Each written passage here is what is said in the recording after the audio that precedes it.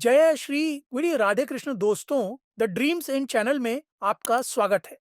आज हम आपको सुनाएंगे बहुत ही सरल भाषा में श्रीमद् भागवत गीता भाग 8 के कुछ अहम प्रश्न जो हम सभी के जीवन से संबंधित है। प्रोत्साहित करते हैं कि बहुत से साधक मेरे स्वरूप को प्राप्त कर चुके हैं। आप भी उसी पथ का अनुसरण करें और कल्याण के भागी बने। प्रश्न: महाराज जी, क्षेत्र और क्षेत्रज्ञ के प्रकरण को और अधिक स्पष्ट किया जाए। उत्तर: देखिए, अध्याय 13 में क्षेत्र क्षेत्रज्ञ की व्याख्या करते हुए योगेश्वर श्री कृष्ण कहते हैं, इदम शरीरम कौन्तेय क्षेत्रमिद्य विधीयते एतद्यो वेत्ति तम प्राहु क्षेत्रज्ञ इति तद्विदः।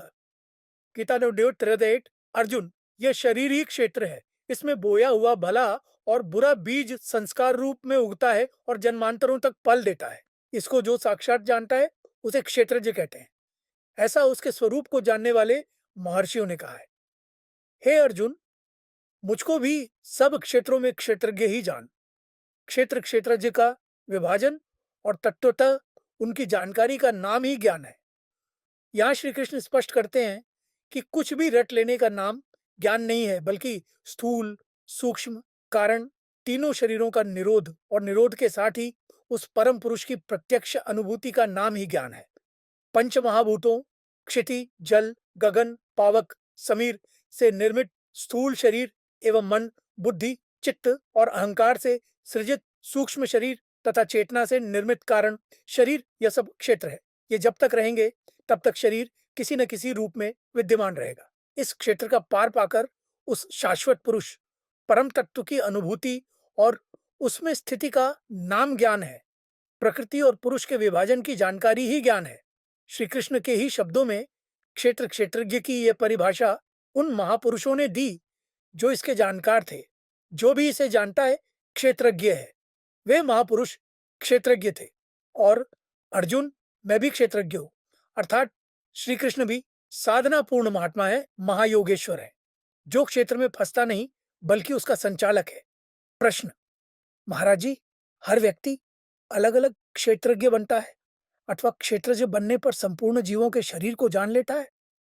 उत्तर: क्षेत्रज्ञ अलग अलग नहीं होते। विकारों सहित प्रकृति और पुरुषत्व की साक्षात अनुभूति जो भी कर लेता है वह क्षेत्रज्ञ बन जाता है। महापुरुष को यह स्थिति भगवान ही प्रदान करते हैं। इस स्थिति के साथ ही भगवान के समग्र ऐश्वर्य की अनुभूति होती है। ऐसा महापुरुष परमात्मा में स्थित है जो संपूर्ण जीवात्माओं का केंद्र है, मूल है, उद्गम स्थल है। इसलिए कोई आत्मा कहीं से चिंतन करती है, ऊपर उठती है, तो तत्क्षण वह क्षेत्रज्ञ उसको संचार प्रदान करेगा, दिशा निर्देशन करेगा। वह एक 60 सहस्रों को जानता, उनके मनोगत भावों के अनुसार उन्हें निर्देशित करता है। एक 60 उनके भावों को तौलता है, पल के साथ उनका उठान कराते हुए अपने क्षेत्रज्ञ रूप में स्थिति पर्यंत उन्हें चलाता है। यही उस क्षेत्रज्ञ की सर्वज्ञता है। हजारों लोग याद करें अथवा अनंत क्षेत्रज्ञ एक साथ सब में संचारित हो जाएगा। उसे कुछ करना नहीं पड़ता, क्योंकि वह सबके मूल केंद्र में स्थित है। महापुरुषों की यह विशेषता है कि जिस साधक ने उन्हें हृदय से पकड़ा, तत्क्षण उसकी आत्मा से जागृत होकर, अभिन्न होकर उसका पथ संचालन करने लगते हैं और क्रमशः प्रकृति के द्वंद्वों से निकालते हुए शनय शनय उठान कराते हुए क्षेत्र क्षेत्रज्ञ का विभाजन तथा तत्व की अनुभूति साधक को भी करा देते हैं। फिर तो साधक भी क्षेत्रज्ञ हो जाता है। श्री कृष्ण कहते हैं, मैं ही क्षेत्रज्ञ हूं, ऐसा नहीं है। अपितु जो भी जान लेता है वह क्षेत्रज्ञ है। मैं क्षेत्रज्ञ हूं तो आप भी बन सकते हैं। मानव अथवा जड़ चराचर ही अष्टधा मूल प्रकृति, पंच महाभूत मन, बुद्धि, चित्त, अहंकार और चेतना का विकार है। क्षेत्रज्ञ इन सभी को जानता है, इनका संचालक भी है। प्रश्न: महाराज जी, जड़ में चेतन की अनुभूति कैसे होगी? उत्तर: जड़ हमारी दृष्टि में जड़ है, किंतु स्वयं में चेतन है। पत्थर आपकी दृष्टि में जड़ है, किंतु स्वयं में चेतना से ओतप्रोत है। अब तो आपका विज्ञान भी स्वीकार करता है। वस्तुतः सबके मूल ब्रह्म में स्थित महापुरुष जहां भी दृष्टि डालता है, ईशावास्यमिदं सर्वम ही दिखाई देता है।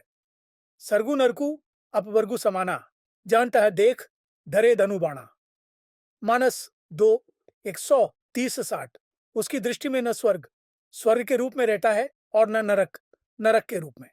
जहां भी दृष्टि पड़ती है उसी परम तत्व परमात्मा का प्रसार ही दृष्टिगोचर होता है। यही क्षेत्रज्ञ की स्थिति है। गीता में भी इस स्थिति का चित्रण है। विद्या विनय संपन्ने ब्राह्मणे गवी हस्तिनी शुनि चैव श्वपाके च पंडिता समदर्शिन। गीता 5:18। जो विप्र है अर्थात परब्रह्म से आप्लावित है, उनकी विद्या विनय युक्त ब्राह्मण और चांडाल, कुत्ता, हाथी और गाय सब में समान दृष्टि रहती है। उनकी दृष्टि में न गाय धर्म है न कुत्ता अधर्म है। न विद्या विनय युक्त ब्राह्मण कोई श्रेष्ठता रखता है, न चांडाल कोई हीनता रखता है। शरीर, चमड़े, रंग और मस्तिष्क पर महापुरुष दृष्टि ही नहीं डालते।